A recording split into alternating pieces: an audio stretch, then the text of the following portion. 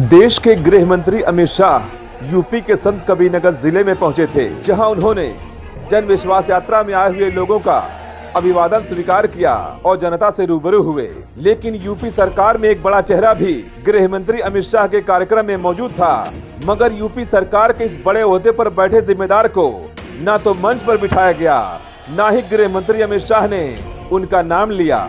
आखिर उनका नाम क्यों नहीं लिया गया? आखिर उन्हें मंच पर क्यों नहीं बुलाया गया और वो खुद लोगों के सामने क्यों नहीं आए? ये बहुत बड़ा सवाल खड़ा होता है। अब आप सोच रहे होंगे कि यूपी सरकार में ओहदे वाला वो कौन सा शख्स है जो कार्यक्रम में तो मौजूद था लेकिन मंच पर नहीं। ये सब हम आपको बताएंगे कि यूपी सरकार में वो कौन बड़ा ओहदेदार है जो अमित शाह की रैली में तो मौजूद थे लेकिन वो जनता की नजरों से ओझल रहे। सबसे पहले गृह मंत्री अमित शाह के संबोधन को सुन लीजिए कि आखिर उन्होंने संत कबीरनगर जिले में पहुंचकर जिले के लोगों के सामने क्या कुछ कहा और गृह मंत्री अमित शाह ने लोगों से किस तरह से वोट मांगा और पूर्व प्रधानमंत्री मनमोहन सिंह को मौनी बाबा किसने कहा, ये भी सुन लीजिए।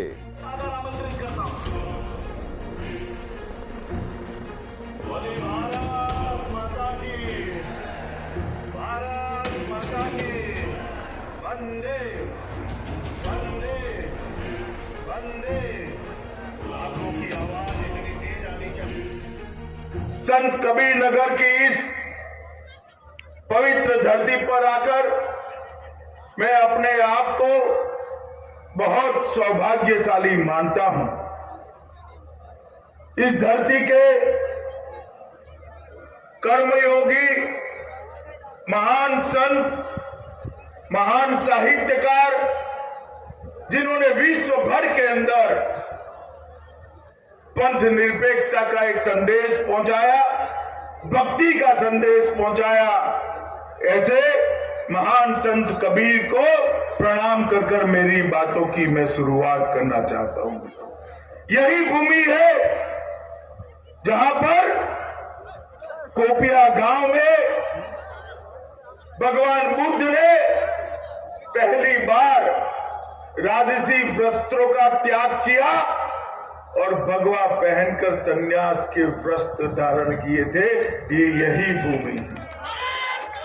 मैं उत्तर प्रदेश के अंदर जब भी आता हूं बहुत भावुक और रोमांचित होता हूं, इसलिए मोदी जी पूर्ण बहुमत से प्रधानमंत्री बने हैं तो केवल और केवल उत्तर प्रदेश की 22 करोड़ की जनता के आशीर्वाद से बने हैं मित्रों, आशीर्वाद। और मैं आपको बताने आया हूं कुछ ही महीनों में इस सपा, बसपा, कांग्रेस, बुआ बबुआ जिसको जो करना है वो कर ले, कुछ ही महीनों में आसमान को छूने वाला भव्य राम मंदिर वही जगह पर बनेगा जहां प्रभु श्याम का जन्म हुआ। अखिलेश बाबू, आप हमें सवाल पूछते हो, आपके निजाम में क्या था, आपके शासन में क्या था? मित्रों, निजाम का स्पेलिंग होता है NIZAM।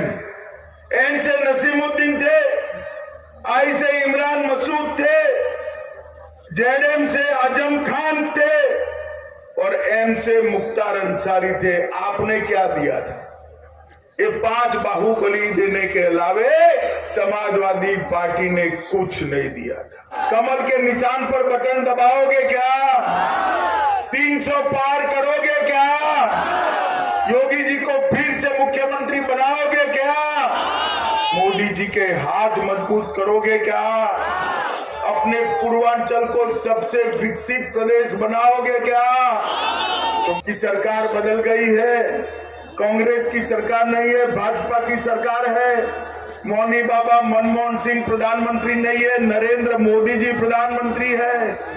10 ही दिन के अंदर हमले के 10 ही दिन में एयर स्ट्राइक और सर्जिकल स्ट्राइक कर कर पाकिस्तान के घर में घुसकर आतंकवादियों का सफाया कर।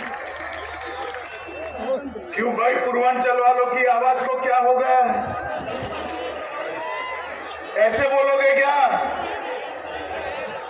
ये समाजवादी इत्र की दुर्गंध फैलाने वालों तक आवाज जानी चाहिए। दोनों हाथ उठाइए, उठाइए दोनों हाथ, विजय के संकल्प की मुट्ठी पीछे और प्रचंड आवाज से बोलिए, भारत माता की, भारत माता की। तो आपने गृह मंत्री अमित शाह का संबोधन सुन लिया, तो चलिए हम आपको बताते हैं कि यूपी सरकार में बड़े पद पर आसीन वो कौन शख्स है जो इस रैली में तो मौजूद थे, लेकिन वो आम जनता की नजरों से ओझल थे। जी हाँ, हम बात कर रहे हैं यूपी के deputy CM doctor Dinesh Sharma की। शायद नाम सुनकर आप हैरान हो गए होंगे कि आखिर डिप्टी सीएम दिनेश शर्मा जनसभा में थे ही नहीं, तो हम आखिर ऐसा क्यों कह रहे हैं? अरे नहीं जनाब, डिप्टी सीएम साहब मंच पर तो नहीं थे, लेकिन मंच के पीछे वो कैमरे में कैद हो गए और जिले के कुछ नेताओं के साथ उनकी तस्वीर सोशल मीडिया पर नजर आ गई। लोग दबी जुबान में कानाफूसी करते नजर आए कि आखिर डिप्टी सीएम साहब मंच के पीछे क्या कर रहे थे। उन्होंने मंच पर आकर जनता का अभिवादन स्वीकार क्यों नहीं किया? वहीं जब सवाल खड़ा हुआ और तस्वीर सोशल मीडिया पर वायरल हुई, तो हमने भी इस तस्वीर की हकीकत जानने की कोशिश की कि आखिर पूरा मामला क्या है। क्या कहीं डिप्टी सीएम साहब के पहुंचने के बाद उनकी तबीयत तो नहीं खराब हो गई थी कि वो मंच के पीछे आराम कर रहे थे, या फिर माजरा कुछ और था? Deputy CM doctor Dinesh Sharma की तस्वीर के पीछे खलीलाबाद के बीजेपी नेता आलोक सिंह साफ नजर आ रहे हैं। तो हमने उनसे फोन पर बात की कि आखिर पूरा माजरा क्या है कि डिप्टी सीएम साहब जब गृह मंत्री अमित शाह की रैली में मौजूद थे, तो आखिर उन्हें मंच पर क्यों नहीं बुलाया गया। जिस पर आलोक सिंह ने फोन से जानकारी दी कि डिप्टी सीएम साहब का कार्यक्रम अचानक लगा और उनका हेलीकॉप्टर खलीलाबाद पुलिस लाइन में उतरा था, और जब तक डिप्टी सीएम साहब कार्यक्रम स्थल पर पहुंचते, तब तक गृह मंत्री अमित शाह हेलीकॉप्टर से रवाना हो चुके थे।